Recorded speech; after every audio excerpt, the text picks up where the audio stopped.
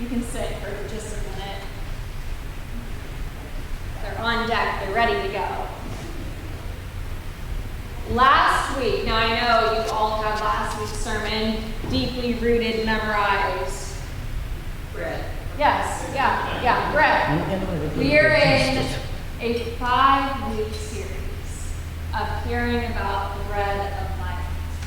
Jesus spends 5 weeks telling us about the importance of bread. And now I swear, I did not go complain about this in vestry.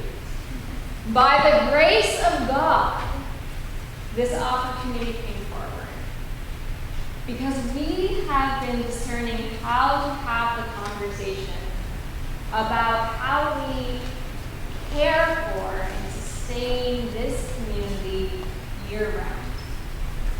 Last week, when I talked about bread, I talked about the way in which we are sustained, the work we do as church, and how it is fueled from this table, from this meal, from this gathering. The thing is, there are a whole lot of places you could be this morning that have this table and this bread and a gathering. But for some reason, all of us in this room choose this place, this church, and this community to share in this meal and to share in this community.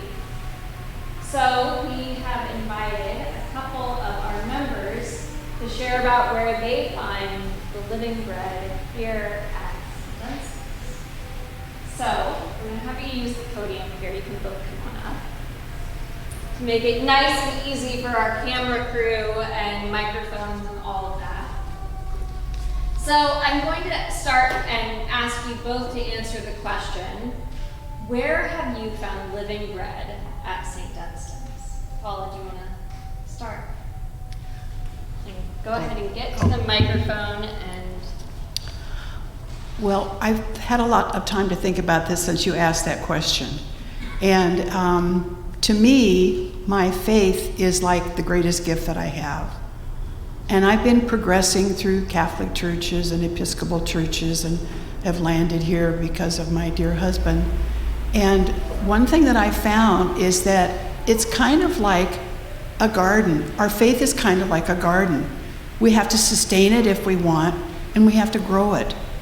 And sustaining it for me is the liturgy and the Eucharist. That's what sustains me, is that continuity. But we have to enrich it. We have to fertilize it. So one thing that I found at St. Dunstan's, and I brought my little cheat sheet, is that we have several fertilizers that I think are fabulous that have kind of intrigued me, and I've joined over the years, and I get such great rejoicing in it. Morning and evening prayer, our care team's prayer list, hospitality, our greeters, our ushers, our counters, our music and choir, our feeding ministries, our limbs, our acolytes, our study groups, and fellowship. And what they have done for me is they have broadened my faith, and not only just me personally, but I've gotten to know the community more by being more involved. And it's kind of like Brother John's always at morning prayer when they have the St. Francis prayer, he reads it.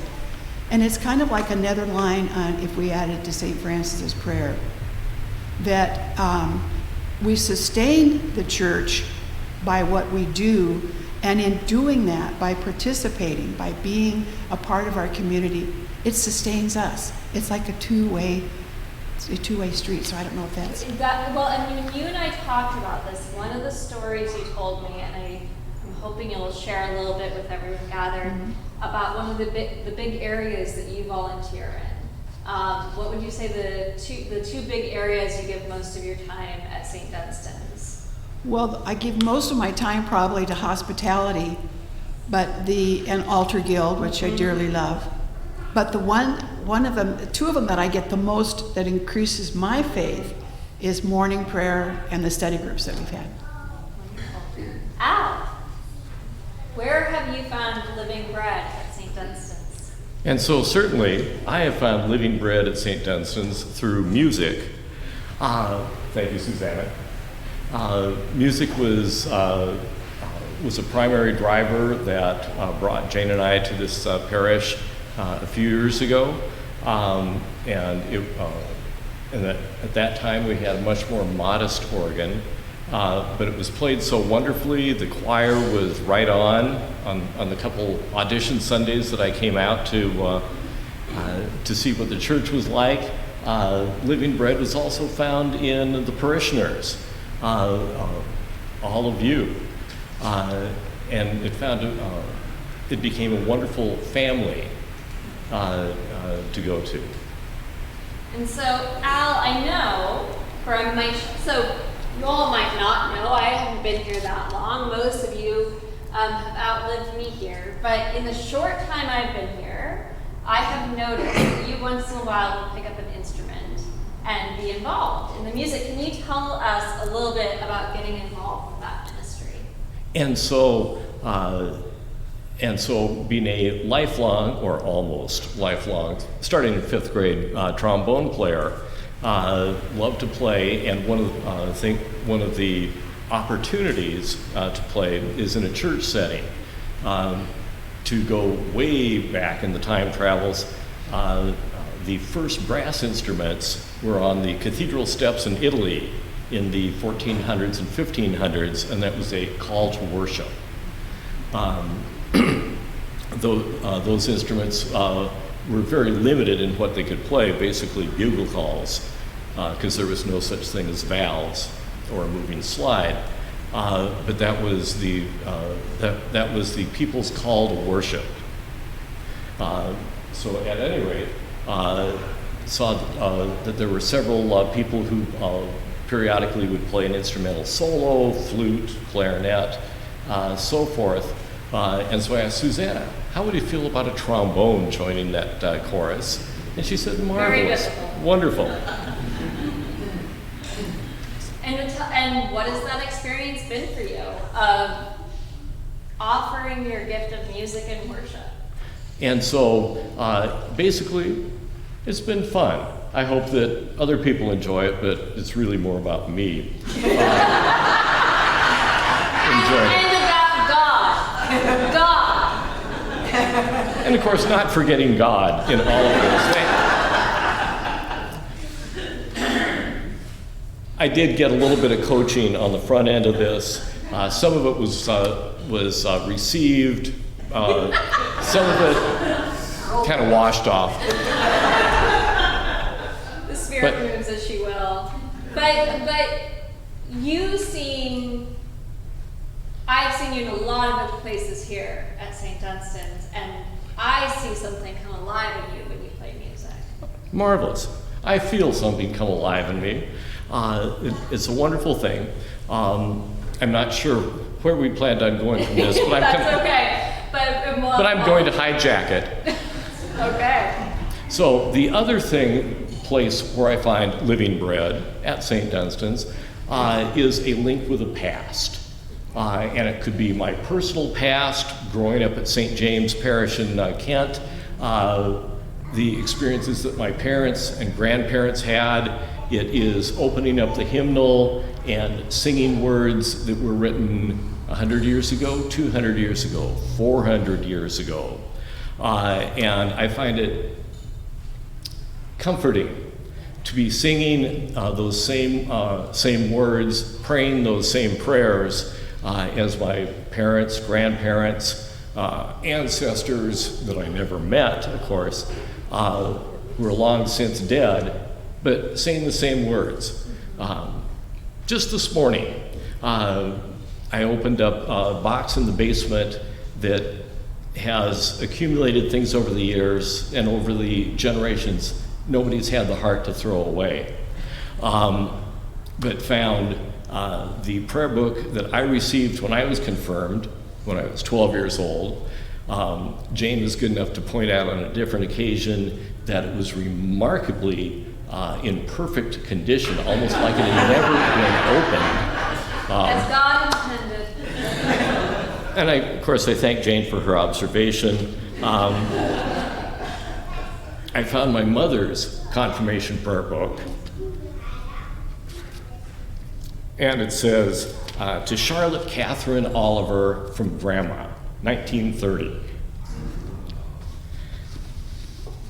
Also found my father's confirmation prayer book from 1928 at the Swedish Tabernacle in Aberdeen, Washington. There were several prayer books, Bibles from generations past. One of them, interestingly enough, was a Bible in fabulously great condition that printed 1861, and in tiny writing on the fly page it says, Mother died January 1914. And then I think that Susanna would be interested in this. This is a hymnal from 1827. Joseph Walter's book, February 6, 1828. And so I'm sure that it would be no way that my head rushed to read that font in a dark, cold church in New York. So we have this beautiful history that is a part of our church and clearly deeply embedded in your family. And it sounds like getting to come here and participate not only in the music, but in the prayers and the liturgy and the repetition of this ritual week in and week out, that is part of the living bread that feeds you and sustains you. Absolutely. And so this churches from the past have all been my link to earlier generations and those folks worshiping just like we are here together today. Paula, can I ask you a few more questions? Sure. Paula, can you talk a little bit, because the part we had talked mostly about was the hospitality work, and you know, I always think of the hospitality work and the altar guild work, that Martha work that happens behind the scenes that we don't always get to see. And as someone who's done some of it, I know it's also a place I can find God very deeply. I wonder if that's been an experience you have had doing the altar guild or connecting with other folks here through these ministries. Well, most recently, I think about the wedding that we had here, and I think about the memorial service that we had for Joyce Babb. And one of the great things for you when you entertain, when you have hospitality, is to see the joy in people's faces when they're sharing that time. And the Babb family stayed here for a long time. You could tell they were really enjoying themselves, and that just makes me feel so good, because it's kind of an extension of our Christianity, is just to keep reaching out, keep sharing. And so those two occasions that I just thought were so wonderful, because there was so much joy. There was so much joy in this church. So you are a person who not only comes to worship, but just gives so much other time to this place. Would you say that the other ministries that you do are an important part of what feeds your spirituality and your relationship with God? What have these done for your relationship with God to serve in this way? Well, and I think I said this to you guys when we were talking. The reason I am here is because of Steph, who's down in the columbarium. And I know that he would be he's just up there going, I can't believe it. She's in altar guild, she's in hospitality, she counts, she's this, she's that, and I couldn't get her to barely go to church on Sunday. And so it's, each piece has broadened my faith and my spirituality and my joy. And it's just like a garden. You get out of it what you put into it.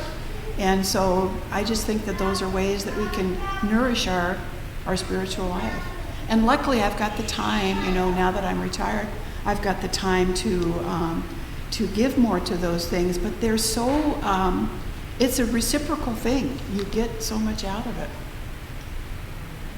Al, can I ask you lots of questions? what is your hope and your prayer for other folks that where they might encounter the living bread of St. Dunstan's? And I'm not sure I have a great answer on this. So certainly St. Dunstan's offers things that are both outward facing, feeding program, tent city, for a few months every year, but also I'm more of an inward facing person, and so for me it is much more about the spirituality of the liturgy, of the music, and the link to the other parishioners that we receive in worshiping together. So my prayer for all of us would be to grow in faith through liturgy, through worship at St. Dunstan's. You know, something I didn't think about when we talked earlier, but that just sort of recalled for me is you have been a big part of helping us spruce up this space, help lead the painting journey in here, and you have a care for the space that we worship in and that we do liturgy in, and that's become a part of your ministry, as being a steward of the physical space so that we can come and gather and do that liturgy here. And just the symbiosis of offering that gift that you offer to this place. And certainly in terms of the link through time, there are two actual junior wardens at St. Dunstan's, Chris Johns, who's not here today, and Bill Barnsdale, of course, who is. I am the caretaker-ish junior warden because somebody needed to be on the vestry with that title, but the real deal is back there in the corner. And so certainly I would have the greatest of hopes that that tradition will continue. Thank you. Thank you both.